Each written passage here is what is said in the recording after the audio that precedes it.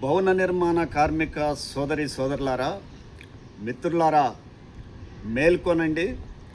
భవన నిర్మాణ కార్మిక సంక్షేమ బోర్డు రక్షణ కోసం, వెల్ఫేర్ బోర్డు నిధులు రక్షణ కోసం రేపు ఈ నెల 20వ తేదీన జరిగేటువంటి కలెక్టరేట్ల ధర్నాలో అన్ని రకాల భవన నిర్మాణ కార్మికులంతా పాల్గొని జయప్రదం చేయాలని Telangana building and other construction workers federation CITU విజ్ఞప్తి చేస్తుంది. ఈరోజు తెలంగాణ సంక్షేమ బోర్డులో ఉన్నటువంటి నిధులు మొత్తం కూడా కేంద్ర రాష్ట్ర ప్రభుత్వాలు తీసుకునేటువంటి విధానాల ఫలితంగా మొత్తం కార్మికులకు అందకుండా పక్కదారి పడుతున్నటువంటి ఇది ఉంది. కార్పొరేటు ఇన్సూరెన్స్ కంపెనీల బొజ్జలు నింపడం కోసం ఆ నిధుల్ని ఉపయోగిస్తున్నారు. కార్మికుల సంక్షేమాన్ని ఈ ప్రభుత్వాలు మర్చినటువంటి స్థితి ఉంది. అందుకనే వీటిని రక్షించుకోవాలి.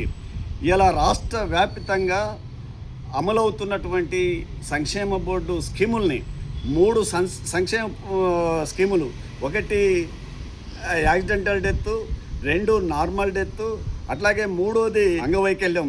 వీటికి సంబంధించినటువంటి ఈ 3 స్కీముల్ని ఇలా జీవో నెంబర్ 12 తీసుకొచ్చి ఇన్సూరెన్స్ కంపెనీలకు అప్పగించారు. ఈ ఇన్సూరెన్స్ కంపెనీలకు అప్పగించడం వల్ల గత సంవత్సరం నుంచి 2025 జూలై 24 నుంచి ఇన్సూరెన్స్ కంపెనీలు ఈ స్కీముల్ని అమలు చేస్తున్నాయి.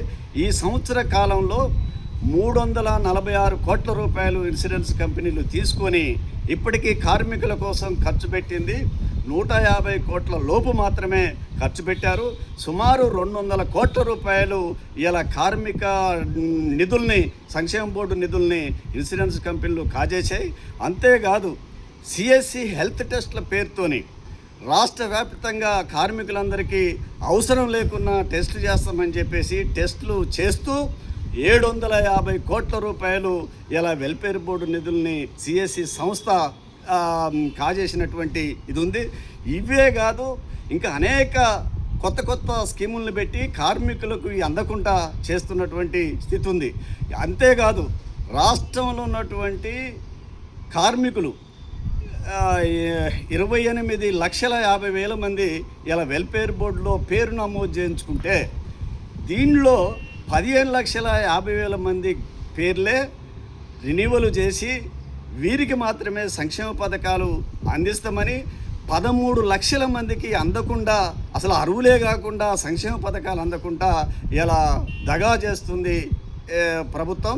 అందుకనే యుద్ధ ప్రాతిపదిక మీద వెల్ఫేర్ బోర్డులో రినివల్ కానటువంటి కార్మికుల కార్డులు 13 లక్షల కార్డులని రినివల్ చేయాలని చెప్పేసి ఇలా డిమాండ్ చేస్తున్నాం. కేంద్ర చట్టంలో ఉన్నటువంటి స్కీములు 55 సంవత్సరాలు పైబడిన వాళ్ళకి పెన్షన్ ఇవ్వాలి, పిల్లలు చదువుకోవడానికి స్కాలర్షిప్లు ఇవ్వాలి, గృహ వసతి కల్పించాలి. అట్లాగే ప్రతి అడ్డాలో మౌలిక సౌకర్యాలు, మంచినీరు, మరుగుదొడ్లు లాంటి సౌకర్యాలు కల్పించాలని ఈ ప్రభుత్వాన్ని అడుగుతున్నాం. ఉన్న నిధులు ఇన్సూరెన్స్ కంపెనీలకు, CSC సంస్థలకి ఇవ్వొద్దని చెప్పేసి కార్మికుల సంక్షేమం కోసమే వెల్ఫేర్ బోర్డు నిధుల్ని ఖర్చు పెట్టాలని చెప్పేసి ఈ ప్రభుత్వాన్ని అడగటం కోసమే, ఈ ప్రభుత్వాన్ని గట్టిగా డిమాండ్ చేయడం కోసమే రేపు 20వ తారీఖు ధర్నాలు కలెక్టరేట్ దగ్గర చేయాలని చెప్పేసి రాష్ట్ర కమిటీ పిలిపించింది. ఈ ధర్నాల్ని అన్ని జిల్లాల్లో కూడా పెద్ద ఎత్తున కార్మికులంతా పాల్గొని జయప్రదం చేయాలని చెప్పేసి కోరుతున్నాం.